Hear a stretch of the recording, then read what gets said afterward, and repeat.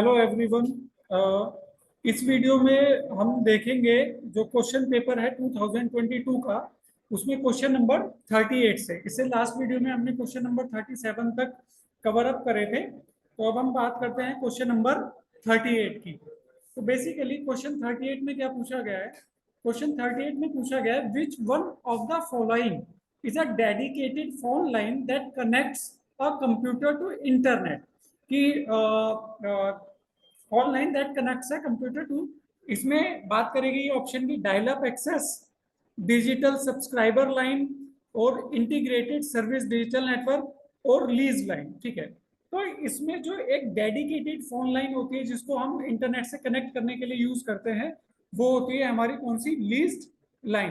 तो आप इसमें हमेशा ध्यान रखना कि लीज लाइन वो होती है जो एक तरह से डेडिकेटेडली 24 आवर्स के लिए हमें इंटरनेट की सर्विसेज प्रोवाइड करती है। ठीक है, जबकि अगर हम बात करें और बेसिकली जैसे जितने भी हमारे कॉर्पोरेट ऑफिसेज होते हैं, बिजनेस होते हैं, हमारी कंपनीज होती हैं, इंटरनेट कैफेज होते हैं, वहां पे ज्यादातर इस लीज लाइन का यूज करा जाता है। ये बेसिकली अनइंटरप्ट इंटरनेट कनेक्शन होता है यूजर और इंटरनेट सर्विस प्रोवाइडर के बीच में। ठीक है, और ये भी हमारी अलग अलग डिवाइसेस होती हैं जिसमें हम डायल अप इंटरनेट की बात करें या डीएसएल की बात करें, ये भी हमारी एक तरह से टेलीफोन लाइंस के थ्रू ही इंटरनेट कनेक्शन प्रोवाइड करते हैं। लेकिन अगर हम एक डेडिकेटेड जो 24 आवर इन डे सर्विसेज की बात करते हैं, वो हम उसमें जो हमारा ऑप्शन आता है वो कौन सा आता है? लीज्ड लाइन का। ठीक है, चलिए, तो जब हमने नेटवर्क की थ्योरी पढ़ी होगी तो वहां पे भी हमने इस कंटेंट को गो थ्रू करा होगा। नेक्स्ट है 39, जिसमें हमें बोला गया है कि हमें एक octal number system the hexadecimal number is equivalent to, मतलब यहाँ पे हमारा एक हेक्साडेसिमल नंबर गिवन है और जिसका हमें इक्विवेलेंट क्या पूछा गया है? इक्विवेलेंट पूछा गया है ऑक्टल नंबर। तो हमने ये लास्ट पेपर में भी डिस्कस करा था कि हम कभी भी अगर हमें ऑक्टल को हेक्साडेसिमल में कन्वर्ट करना है या हेक्साडेसिमल को ऑक्टल में कन्वर्ट करना है, तो सबसे पहले हम उसका इक्विवेलेंट बाइनरी निकालेंगे और बाइनरी निकालने के बाद फिर हम उसका इक्विवेलेंट ऑक्टल में कन्वर्ट करेंगे और वाइस वर्सा। तो यहाँ पे और दोनों ही केसेस में हम टेबल्स का यूज करेंगे। तो जो हमने जो क्वेश्चन हम पेपर 2023 का भी डिस्कस करा था उसमें भी सेम कन्वर्जन का क्वेश्चन आया था। तो यहाँ पे हमारी एक टेबल गिवन है जिसमें हम ऑक्टल से बाइनरी निकालना है या बाइनरी से ऑक्टल, या ऑक्टल से हेक्साडेसिमल से बाइनरी निकालना है या बाइनरी से हेक्साडेसिमल। तो हम यहाँ पे इस टेबल का यूज करते हैं। तो हमारा जो क्वेश्चन गिवन है, ऑप्शन जो वैल्यू गिवन है वो क्या है हमारी? 32FC.75। तो यहाँ पे एक टेबल गिवन है जो मैंने आपको बनानी बताई थी। तो मैंने 3 का इक्विवेलेंट निकाला, 2 का इक्विवेलेंट निकाला, F का इक्विवेलेंट निकाला, यहाँ से टेबल देख के कि F का इक्विवेलेंट क्या है हमारा? 4 टाइम्स 1, C का इक्विवेलेंट निकाला। देन फिर मैंने पॉइंट के बाद जो 75 दे रखा है, 7 का इक्विवेलेंट निकाला और देन हमने किसका इक्विवेलेंट निकाला? 5 का इक्विवेलेंट निकाला। तो यहाँ पे जो हमारी वैल्यूज निकल के आई वो कितने कितने पेयर्स में निकल के आई? 4 पेयर में, क्योंकि 1 hexadecimal digit is equivalent to 4 binary digit. जबकि अब हमें इसका क्या निकालना है? इस बाइनरी इक्विवेलेंट का हमें निकालना है ऑक्टल। तो ऑक्टल के केस में एक सिंगल जो ऑक्टल डिजिट होती है that is equivalent to 3 binary digit. तो मैं ऑक्टल वाली टेबल पे गया। ऑक्टल वाली टेबल पे जाने के बाद हमने सबसे पहले मैंने ये जो 4 के पेयर गिवन थे, यहाँ पे जो हमारे 4 के पेयर गिवन थे मैंने राइट डाउन कर लिए। देन मैंने इसमें से फिर कितने कितने के पेयर्स बनाए? देन मैंने यहाँ पे from the left hand side मेरे पास 2 वैल्यू है, एक डेसिमल पॉइंट से पहले की वैल्यू है और एक डेसिमल पॉइंट के बाद की वैल्यू है। तो जो मेरा डेसिमल से पहला पार्ट है जिसको मेंटिजा बोला जाता है, पहले मैं उस पर काम करा। मैंने फ्रॉम द बैक एंड मैंने 3 के पेयर बनाए। तो यहाँ पे 3 का पेयर क्या बना? 100, देन 3 का पेयर बनाया, देन 3 का पेयर, देन 3 का पेयर, देन 3 का पेयर, और लास्ट में अगर मेरा 3 का पेयर कंप्लीट नहीं हुआ तो वहां पे हम उतने एडिशनल 0 पुट कर लिए। तो वहां पे मैंने एक एडिशनल 0 पुट कर लिया।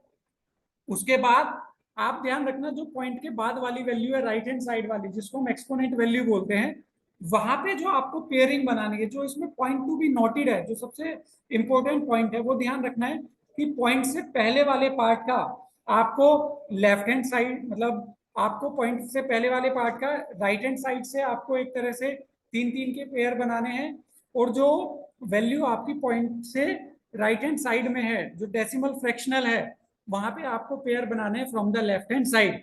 तो यहाँ पे from the left hand side मैंने बनाया 011, देन 101, देन 01, देन एक कंप्लीट पेयर नहीं बना तो वहां पे देन राइट हैंड साइड में मैंने एक एडिशनल 0 पुट कर लिया। अब देन कुछ नहीं करना आपको, आपके जो तीन तीन के पेयर बने बाइनरी के, आपको इसका इक्विवेलेंट क्या देखना है, ऑक्टल देखना है। जैसे यहाँ पे क्या बना 011, तो 01 पे मेरा इक्विवेलेंट क्या आ गया, 3 आ गया। देन 001 पे मेरा इक्विवेलेंट क्या आ गया, मेरा आ गया 1 आ गया। तो यहाँ पे मैंने लिखा, तो मेरा आंसर क्या आया, पॉइंट से पहले वाला 31374.352। तो देन हम क्वेश्चन पेपर पे जाएंगे, तो यहाँ पे हमारा 31374.352, यहाँ पे हमारा जो क्वेश्चन नंबर 39 है, ठीक है, उसका जो आंसर है वो क्या है, ऑप्शन सी। और जो इससे पहले वाला क्वेश्चन था 38, वहां पे जो एक तरह से डेडिकेटेड जो फोन लाइन जो एक तरह से इंटरनेट से कनेक्ट करती है, वहां पे हमारा ऑप्शन था डी, लीस्ट लाइन। जो मैंने आपको नेटवर्किंग के नोट्स भी प्रोवाइड कराए, वहां पे भी इनकी डिस्क्रिप्शन दे रखी है। तो मैं चाहूंगा कि इन क्वेश्चंस पे काम करने से पहले वो थियोरटिकल आपका थोड़ा सा रीड आउट होना चाहिए, आपको डायरेक्टली इनके आंसर नहीं रखने हैं। अब हम बात करते हैं क्वेश्चन नंबर 40 की, जिसमें क्या पूछा गया, consider the following statement about batch process operating system.